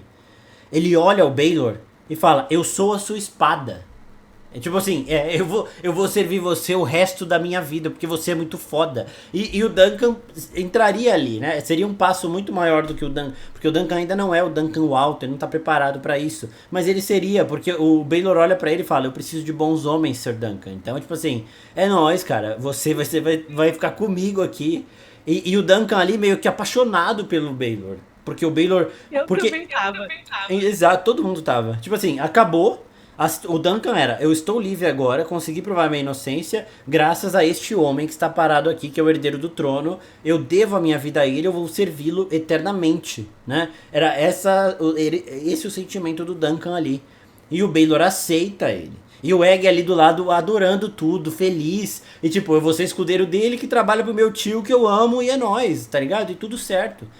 E aí quando remove o elmo que estava estancando o sangramento, eles não falam nada. O Baelor coloca a mão. Ele vira. E. Que cena, né? Que trauma. Nossa. E cai assim. E ele cai nos braços do Duncan e o Duncan desesperado. Não, não, não, não. Não pode ser, não pode ser. E aí. Acaba o episódio com um momento Ned Stark, Robb Stark, que são grandes que morreram cedo demais, né? Então a gente tem isso em Westeros desde sempre. Mas nunca fica mais fácil, tá ligado? Nunca. Nossa. Ah, eu passei por Ned Stark, eu passei por Robb Stark. Não fica mais fácil, não adianta. Toda vez que aparecer um desse e ele for cedo demais, vai ser. E parece que cada vez é mais difícil, sabe? Eu não senti a morte do Ned Stark dessa forma, eu acho. A do Robb eu fiquei muito revoltado, mas não senti. A do Robb eu senti, mas tipo assim, eu não lembro de ter sentido tanto assim. Eu lembro quando eu vi o lobo costurado no corpo dele ali, eu fiquei meio. Eu fiquei mais frustrado pela área também, que tinha acabado de chegar e tal. Quando o Oberyn morre, eu fiquei muito revoltado também, tipo, caralho, o que tá acontecendo? Mas eu acho que um sentimento de vazio, assim, que eu tive mais foi deste momento. Então, assim, cada vez que passa fica mais difícil, né? E quando eu tava fazendo o vídeo, eu tava com o episódio correndo aqui, e quando eu estava falando disso, foi exatamente a cena que tava passando. E é foda, mano, é foda, é bem. Eu nem vi as cenas do próximo episódio, sabe? O Foi. George, o George, ele, né, a gente fala muito sobre o que essas coisas que ele consegue fazer, a gente construir, a gente falou, né, no começo do episódio. Ele é muito bom em construir essa narrativa de que, né, a vida não é um morango, coisas ruins acontecem, coisas boas acontecem, lá, mas uma das coisas que ele é excelente em fazer é criar esses personagens apaixonantes. E eu acho que é muito mais fácil a gente entender que a gente sentiu o Rob porque a gente passa muito tempo com o Rob, a gente passa tempo até com o Oberyn, assim, tipo, através os olhos dos outros que veem o Oberyn fazem a gente se apaixonar ali pela pessoa dele, de ter um carinho. Aí vem a série, na série a gente sente até mais pelo Oberyn do que no próprio, né, nos livros, assim, porque cara, Pedro Pascal, né? É complicado. Eu senti horrores na série também muito por causa disso. A cena é toda muito bem construída, mas o Baylor, a história do Cavaleiro Andante, ela bate pesado porque ela é uma história tão curta. Você não vê nada do Baylor. Tipo assim, sabe? Ele se torna uma pessoa querida aos seus olhos pelo que ele pode ser, quase não é pelo que ele é. É pelo que ele pode ser, pelo futuro que tá prometido, assim, sabe? E a grande frustração de, meu Deus, nunca nada dá certo. Mas aqui na série, a gente se apaixona por ele porque pela pessoa que ele transparece, o ator, o Burt, faz um trabalho muito bom com ele. Ele passa uma gentileza no olhar do Baylor, eu acho, sabe? Ele trabalhou muito, muito ali. O facial dele é muito forte. E essa cena, o olho dele nessa cena me quebrou em mil pedaços. Porque, tipo, ai, o que acontece, gente? Eu expliquei isso pra minha mãe. Ele tá usando a armadura do filho dele. Um elmo, ele tem que ter um espaço para caber na sua cabeça. Ele não pode ficar justo, porque justamente quando você toma uma lapada, ele tem que ter espaço para amassar.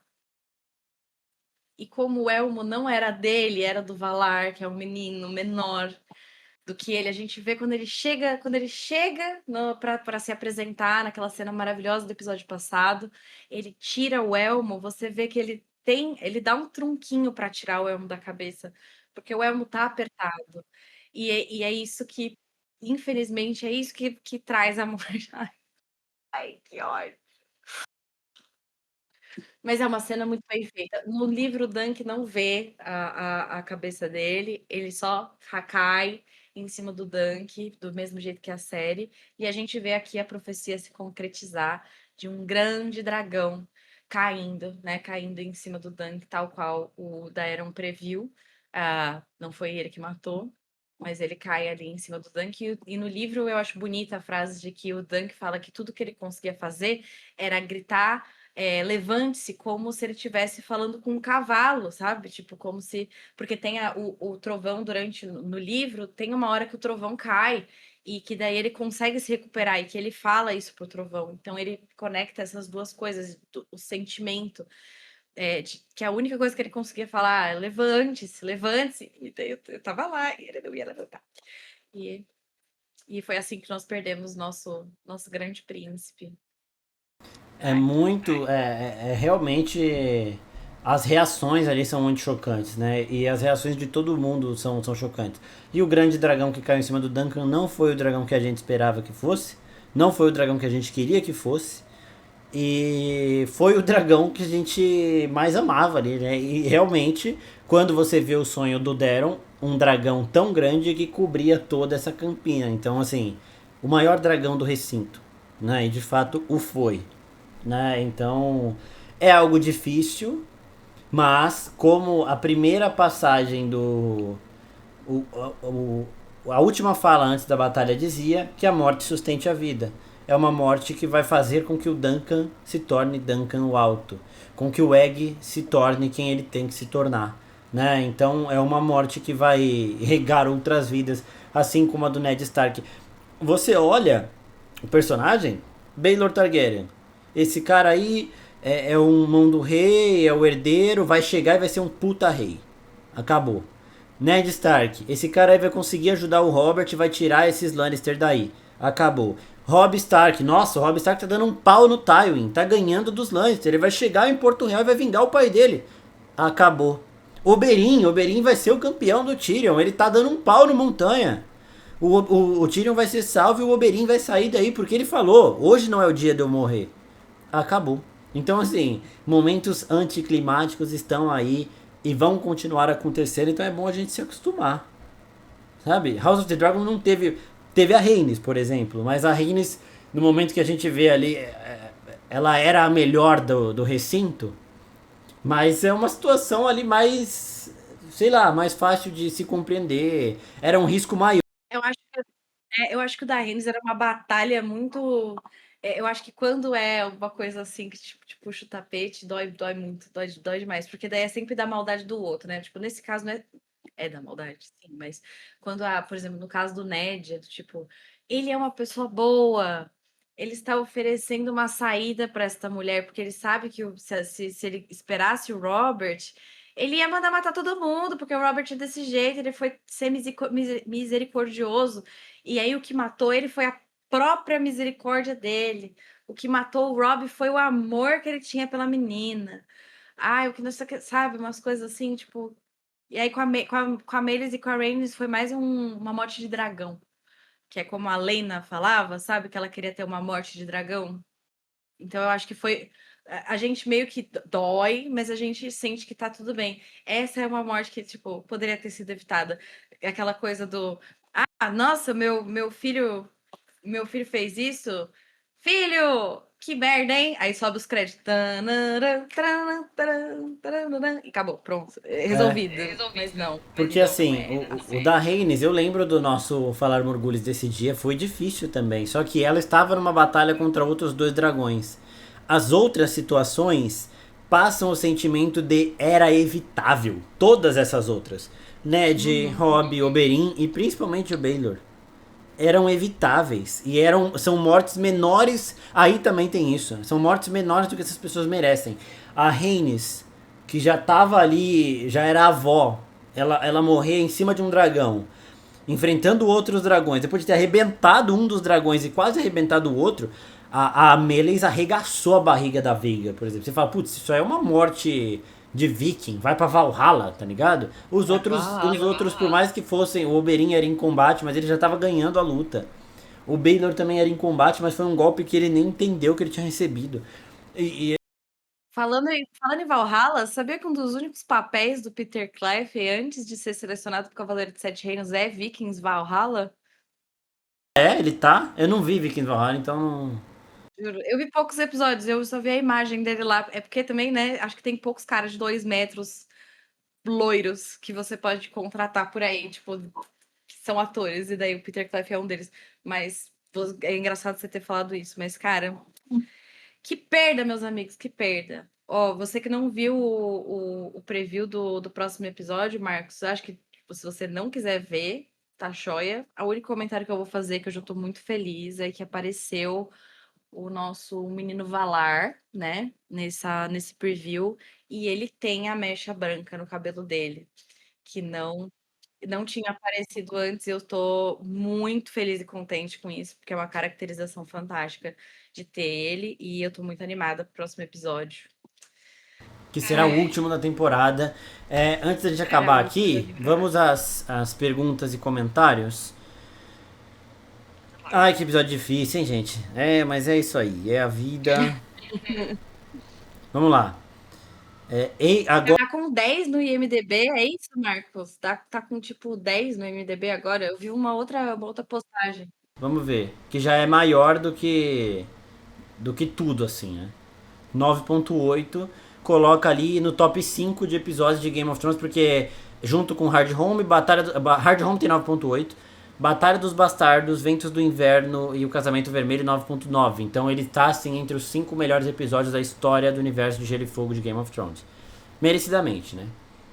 Aqui, ó. Merecidamente, gente. Felipe CZ. Agora o sucessor do rei é o filho dele, né? O filho dele no É o sentido Valar. do é o Valar. Então assim, o Baelor ainda não era rei, ele era o herdeiro. E como ele morreu, não passa pro Valar, passa pro irmão dele.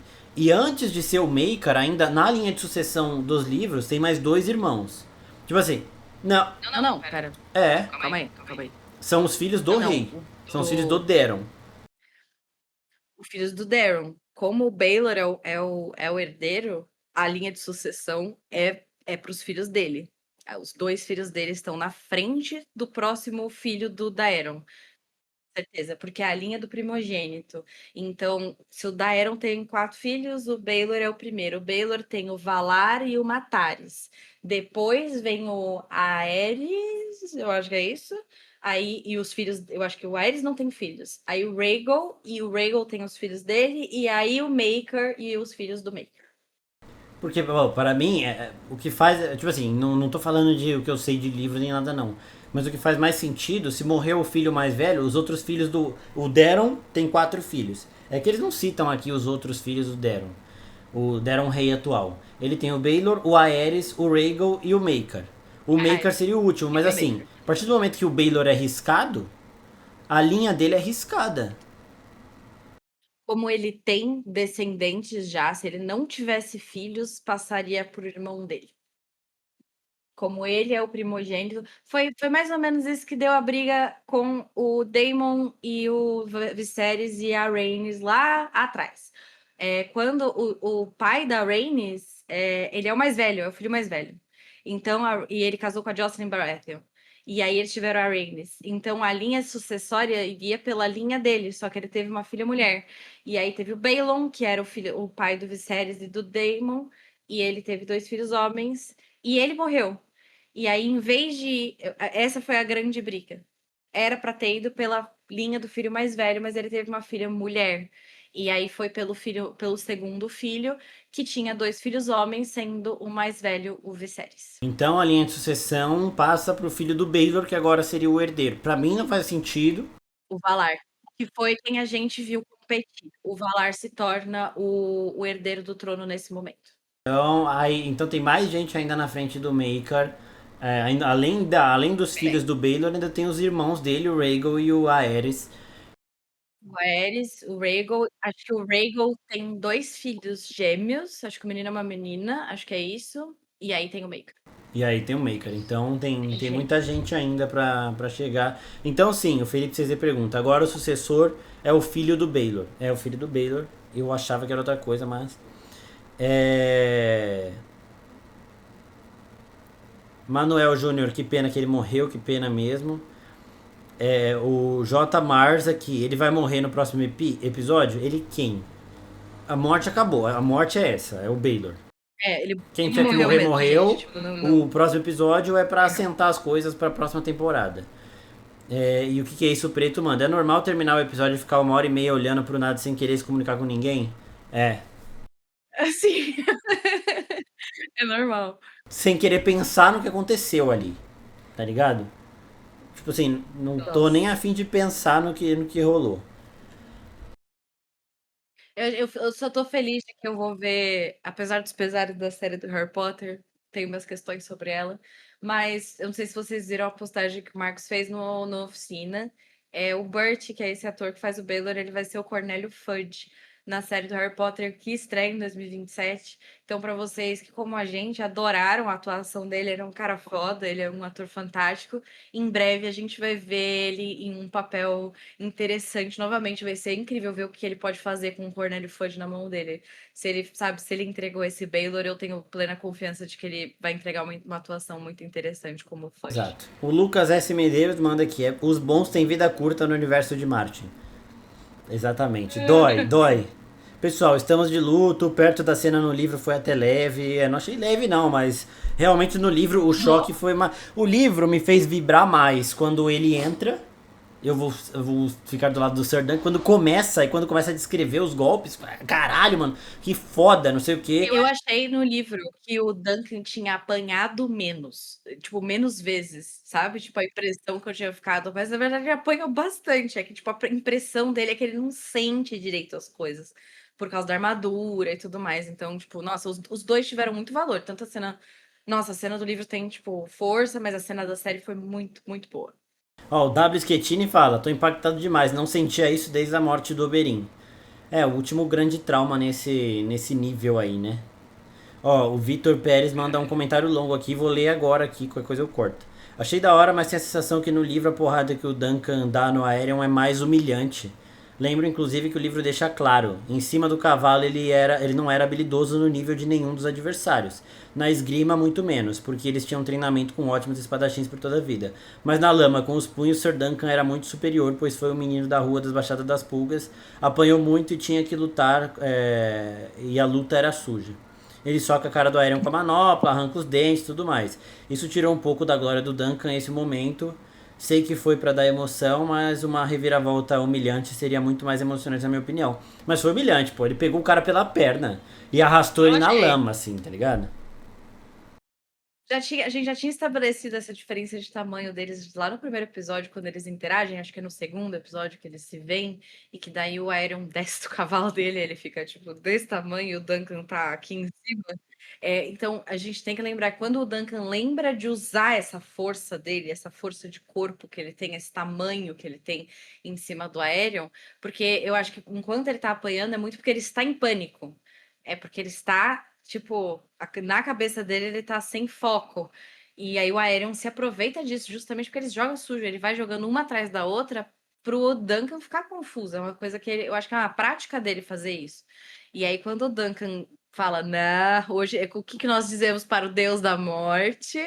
Not today. E aí ele pega ali ele. Eu achei ótimo. Eu achei super humilhante pro Aerion ele ter que mudar a narrativa para ele achar na cabeça dele que ele vai se humilhar menos se ele falar que ele retira a acusação, em vez de falar que ele se rende.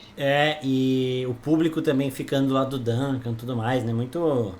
O Vitor Pérez aqui. Isso me fez ver o quanto o Coração de Cavaleiro com Heath Ledger bebeu dessa fonte. Sempre bom lembrar que o livro é antes do Coração de Cavaleiro. Coração de Cavaleiro é muito antigo. Mas o livro do Cavaleiro de Sete Gênesis é anterior a isso. Tanto que o Ira Parker, o showrunner, ele falou: a gente nem citou Coração de Cavaleiro no set, não falávamos disso e não usamos como referência, porque a nossa fonte foi fonte para eles também. Né? Então é sempre bom lembrar disso também. Né? O Heitor fala: infelizmente queria que tivesse mostrado mais dos outros cavaleiros. O Tempestade Risonha, que é o Lionel Baratheon, ficou só de fundo. A Guarda Real mal apareceu. Mas é o ponto de vista, né? A gente tá vendo o ponto de vista do Duncan. Mal apareceu, o Lionel foi só de fundo. Foi o que o Duncan viu. Só flash, só... E tipo assim, não é uma imersão ruim. Sim. Não é um uso ruim da imersão, igual foi ruim na Longa Noite, por exemplo. Ah, tá de noite, vocês não vão ver nada. Porque tá de noite, tem que estar imersão. Aquela foi uma imersão ruim, foi uma desculpa. Aqui não. Aqui é igual a Batalha dos Bastardos. É a imersão de tipo, caralho, mano, que foda. Cara, aquela câmera que pega lá de cima e entra dentro do capacete do Duncan, aquilo pra mim botou o tom do negócio inteiro. Falei, caralho, estou em um momento memorável. Vou lembrar desse dia pra sempre quando eu assistir isso daqui. Bom demais, bom demais. Eu achei. A imersão é o negócio, é o POV. As crianças não falam isso hoje em dia? POV. Não sei o que. O POV de hoje é você estar no julgamento do set contra uma twink loira. É isso. Esse é o POV A do set. Isabelle 2104. Por uns segundos eu achei que o Duncan ia de arrasta. Aí, ó, tem gente, a maioria gostou muito, mas aqui, o MB 7 bandeira. Enrolação para 5 minutos de combate, o Duncan é um cavaleiro ruim e desastrado. Gente, este Duncan não é o Duncan o alto ainda. Ele não é o cara que vai chegar onde ele vai chegar. Ele não é um baita. Ele acabou. Vocês têm que lembrar que a gente viu uma série linear. A gente acompanhou, sei lá, os 5 primeiros dias dele como cavaleiro. O Sir Alan morreu, ele pegou a espada do Sir Alan e foi lá e falou: Mano, eu vou dar um jeito aqui, vou ganhar e pronto. Ele não sabe porra nenhuma ainda, vai aprender. Ele deve ter o quê? Uns 22 anos aqui? Ah, o cara tem 3 metros de altura, mas ele é jovem, sabe? Então, tipo, 22 não, vai. Passou 13 anos do flashback, ali no flashback ele vai ter uns 10, 11. Então ele deve ter uns 25 aqui. Estourando, é. É porque ele sempre foi grande, né, e daí não dá pra saber quantos anos ele tinha quando criança, porque ele sempre foi muito alto. Mas é mais ou menos isso. Na série, né, no livro, o Dunk tem 16 anos, 16, 17 anos. Então, tipo, ainda assim é uma história, independente da idade dele, é uma história sobre a perda da inocência dele, porque, querendo ou não, ele não viveu nada além do Sir Arlan. Isso que a gente tem que lembrar de que é uma pessoa que tá se descobrindo, descobrindo o mundo. E é aquela coisa, não sei vocês, mas quando eu tento fazer uma coisa pela primeira vez, eu normalmente não sou muito boa nela. A gente não acerta de primeira, né? E aí o Duncan, tipo, infelizmente a primeira vez dele teve que, tipo, literalmente ser vida ou morte. Calhou de acontecer isso. Então faz parte a gente sentir frustração de ele não ser melhor na batalha. Isso faz parte da construção do personagem. De você estar lá vendo ele e ele tá tipo, ai, olhou para um lado, tomou uma porrada. Aí olhou para o outro, tomou outra. É normal você estar na cena e falar, caralho, pega, olha pro lado, faz alguma coisa. Porque é esse sentimento, é isso que ele estava sentindo naquele momento. Ele está totalmente desorientado. É para você, a audiência, se sentir desorientado também. E agora eu entendi o outro comentário, ó. O Marcelo Leones Fotografia fala: quem mais acha que ele não morreu? Então tem gente que teve entendimento de que o Baylor. Gente, o cérebro dele foi esmagado. Desculpa, gente, isso não é um spoiler, tá? A cabeça dele tava pela metade, Sabe o que tipo, aconteceu com o ele Oberyn? não Sabe o que aconteceu com o morre. Oberyn? Com ele foi do outro lado. É, Mas foi exato. a mesma coisa, velho. Tipo, tá ligado? Só isso. E o Ai Mineirinho Exato. tá parafraseando Inês Brasil, então leiam com a voz dela. Matou o moço pra quê? Pra comer? Matou pra comer? Gente, eu tô falando sério. Então, assim, tipo, o Martin odeia pessoas de bem. Baylor com um buraco na cabeça me lembrou que em Westeros ninguém tá salvo.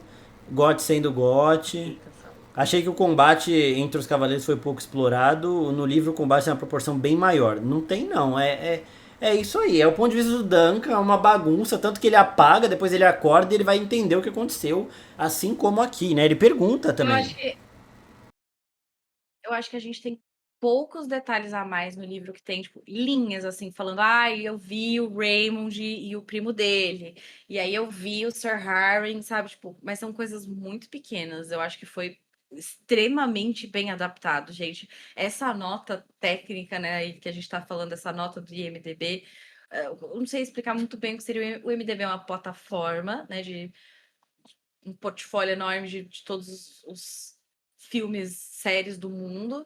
E aí a gente tem essas notas, quando é o caso da série, tem as notas por episódio. Como o Marcos estava falando, é quase impossível chegar na nota 10. Não tem nota 10, eu acho. Acho que o máximo que já chegou é 9,9. E aí tem esses poucos episódios de Game of Thrones, que inclusive são até os que são de temporadas que a gente não gosta muito, mas que tecnicamente nós reconhecemos, são marcantes da televisão. Eles entram na mesma categoria do Ozymandias, de Breaking Bad, sabe? Tipo, são coisas que ficam para a história. E é isso que eu quis dizer no começo, tipo, que a gente tá vendo a história acontecer, porque é raro a gente tá podendo discutir. Por exemplo, eu não pude estar, sabe, conversar com o Marcos lá quando rolou o episódio da Batalha do Bastardos. A gente nem tinha o Falar Morgulhos, eu não estava nem perto de chegar a fazer parte dos quadros da oficina. Então a gente não tinha esse momento. E a gente estar acompanhando episódio por episódio é uma raridade, porque isso vai ser lembrado daqui a 10 anos. A gente ainda vai se falar sobre esse episódio. Exatamente, e falaremos muito, porque Dói ainda e vai continuar doendo. Vai ter vai- coisa pra é, continuar. vai continuar doendo. E assim, semana que vem tem o último episódio da primeira temporada. Vai mostrar aí as consequências da batalha. Também tem tudo pra ser um grande episódio, mas um episódio de menor impacto, assim, né? Como sempre tem que ser. Os episódios 9 dos 10 de Game of Thrones eram sempre muito lembrados por conta disso. Foi num 9 que o Ned morreu, foi num 9 que o Robb morreu. A Batalha dos Bastardos acho que foi num 8, mas a maioria das coisas acontece nos episódios 9. E aí teremos Cavaleiro dos Sete Reinos todos os anos, pelo menos essa é a intenção da HBO. E ainda esse ano, o Valar Morghulis não vai acabar depois do episódio da semana que vem, até porque a gente vai fazer um sobre algumas coisas além dessa temporada que pede, que cabe e tudo mais. E nós teremos House of the Dragon no meio do ano, né? Então no meio do ano teremos a terceira temporada de House of the Dragon, que vai ser a temporada que vai ter todas as batalhas. Todas as merdas que tem que acontecer ainda vão acontecer nessa terceira temporada de House of the Dragon, então também promete demais. Eu queria agradecer. Vit, mais alguma coisa? Tá bem, agora se preparar pro fim. Eu tô com um gosto amargo na boca só por. É um gostinho de quero mais, né? Uma temporada tão curtinha e a gente já vai pro final. E isso quer dizer que foi muito bem feito. Porque se tem com um gostinho de quero mais, quer dizer que foi bem feito. É isso.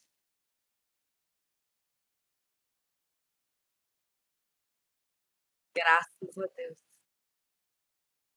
Eu já tô sonhando com aqueles box de edição especial que vai ter no futuro, porque eu com certeza vou ter que adquirir, porque Cavaleiro dos Sete Reinos já entrou para séries favoritas da minha vida, de verdade, gente. Eu gostei. Essa primeira temporada ela entrou no meu coração, ela nem terminou e definitivamente é uma das melhores coisas que eu já assisti.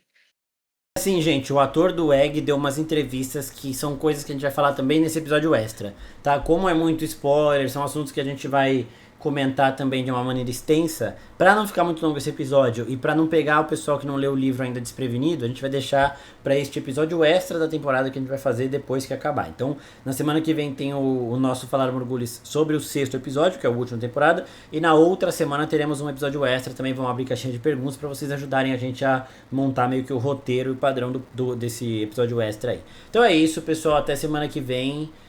Baelor Targaryen não será esquecido. Ele teria sido sim um grande rei, só que morreu cedo demais. E é isso. Valeu. Você sempre será lembrado, Baylor, seu gostoso. Beijo, gente. Até semana que vem.